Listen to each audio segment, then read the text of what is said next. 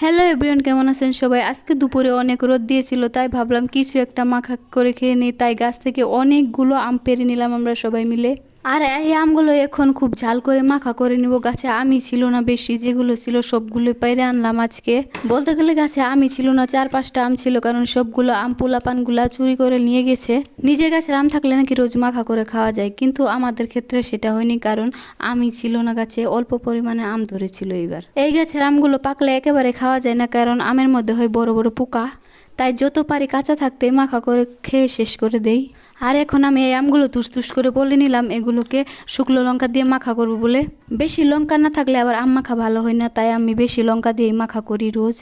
তো মাখা হয়ে যাওয়ার পর প্রথমে পিচ্চিকে টেস্ট করতে দিলাম। পিচ্চি খেয়ে দারুণ বললো, আর সাথে ছিল আরও অনেকগুলো পিচ্চি, তাদেরকেও সবাইকে একে একে খেতে দিলাম। তারা খেয়ে বললো ঝাল নাকি অনেক বেশি হয়েছে, আর ঝাল না হলে তো মাখার কোনো মজাই নেই। আর এই পিচ্চিটা তো ঝালকে একেবারে কেঁদে দিয়েছে পুরোই। ছোট বাচ্চা মানুষ, তাই ঝাল খেয়ে কেঁদে দিয়েছে। তাই তাকে বিস্কুট কিনে দিলাম, বিস্কুটগুলো মজা করে খাচ্ছে, কারণ এখন তার ঝাল লাগেনি।